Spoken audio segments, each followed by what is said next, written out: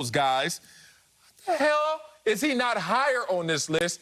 And especially, why isn't he higher than the great LaMelo Ball, but still developing, and we need to see more from that same LaMelo Ball.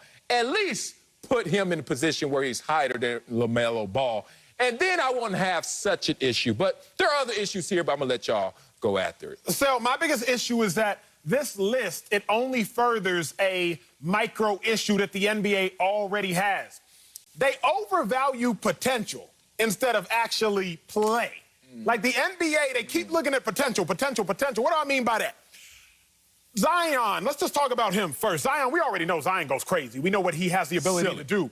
But we also know that he's played 69 out of a possible 122 games, playing 57% of the games. LaMelo Ball, I believe he's going to end up playing 41 out of a plausible 72 games this year. That's 57% of the games. So the top two of the top three players on this list is primarily predicated upon their potential. But can we look at what some dudes have actually done? I'm going to start and sprinkle a little Jason Tatum before I really get to my point. There you go. Jason Tatum, let me just sprinkle a little bit of that. He's played 315 out of a plausible 332 games. That's 95%. The first grade that you get in class, regardless of your educational level, is attendance. Y'all already know this. Middle school, high school, and even in college, attendance already counts for about 10% of your grade. Just show up. Zion has showed up 57% of the time. LaMelo Ball on track to show up 57% of the time. Jason Tatum shows up. At least the first grade you're going to get is an A, because he shows up 95% of the time. But I think my biggest gripe is really with Jamal Murray being a 13th. He gets slept on because, again, if we're going to talk about potential, I got to talk about reality. And Jamal Murray last year, what was he? The first player to score 3 straight 40-plus point games in a series since Michael Jordan in '93. First player ever to score 40 points in 3 elimination games in the playoffs. Now, let's talk about what Jamal Murray did in the playoffs, because the playoffs are actually more meaningful ball than Zion's ever played, clearly more meaningful ball than LaMelo's ever played. And if we being real, more meaningful ball than Luka's played, because Luka's only ever played in 1 playoff series against the Clippers, a team that he didn't beat, not his fault of his own. You saw Luka ball and go crazy. But Jamal Murray, first round against the Jazz last year in the playoffs, averaged 31, 6, and 5. Second round, the semis against the vaunted Clippers. You ain't supposed to beat the Clippers. Clippers supposed to win it all. He averaged 22, 6, and 4, including scoring 40 points in that closeout game, elimination game. Came back from down 3-1, if I'm not mistaken. Then against the Lakers, obviously they were outmatched, outhandled, but he still gave you 25 and 7. So my two biggest gripes are, number one, the fundamental issue of overvaluing potential, and number two, give credit where it's due to players that have actually played in meaningful games. Jason Tatum, 2 Eastern Conference Finals. Jamal Murray, y'all saw what he did last year. Brothers. Talk to me, CB. Did you read the headline? Talk to me, CB. It said it's the top 25 players under 25 based on future potential.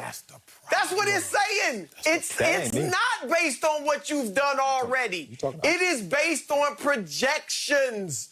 Acho, I guarantee you, if it was top 25 players under 25, LaMelo Ball's not in the top 10. I bet the same writers, the same analysts that put this list together would have a different list. I'll give you that. But it was based on future projections. And with that being the case, Luka's number 1 either way, okay? I got no problem with Zion at 2. No. And I'm going to be honest, when I first saw the list, not knowing it was future potential, I said, what? LaMelo at 3? But then understanding that, I've got no issue with LaMelo at 3, and here's why. LaMelo Ball as a starter in Charlotte, 21 games, nice sample size for a rookie. 19 points, 6 dimes, 6 rebounds, 46% shooting, that's nice, on 42.5% shooting from 3. That's phenomenal. And Charlotte was 11 and 10 in those 21 games. So they were winning with him as the starter. You know how many 19-year-olds have done that? 1. and his name is LeBron James. Kevin Garnett wasn't this good in the NBA at 19. Kobe Bryant wasn't this good in the NBA at 19. Tracy McGrady, we can go on and on. LeBron and LaMelo have done this type of damage as 19-year-olds. So I'm cool with that. My main problems is De'Aaron Fox is too high at 6. All right, he can't shoot the 3, and he really doesn't even shoot free throws that well. He should be lower. I think they completely disrespected Trae Young and Ja Morant. Ja is 15, Trae is 16. They act like Trae Young's not averaging 25 and 9 assists for the 4th seed in the East. I don't get that. I know McMillan's a big part of their success, but Trae Young is still balling, and Atlanta is winning. And then Ja Morant, with not much help around him, had Memphis in the 9th seed in the West last year as a rookie, in the 8th seed right now in the West with Memphis. So I thought they totally disrespected those two, but I'm fine with Melo. Here's my thing, CB. The problem is, big dog, when we talk about potential, all we ever want to do is this. How many points can they score? How many boards do they get? How many dimes do they drop? That's not what constitutes greatness. The best ability, CB, you know this. You've probably said it before, at least you've heard it before. The best ability is availability. So if I'm going to start talking about things that constitute potential, can we factor in health? Because if we were to factor in just straight talent, we never would have mentioned, we would completely change Derrick Rose's trajectory. Let's talk about Brandon Roy. We don't talk about him very often because injuries derailed him. But that's another dude that was en route to being a superstar if not for injuries. If we're talking about potential, CB, then at least we got to look at everything. I'm not just going to sit here and look at the James Harden statistics of how many points can you score, can you light up a box sheet. That's not what I'm going to do. What I'm going to do is say this. Wait a second. If I'm talking potential, I got to factor in that Zion's only played 57% of the games.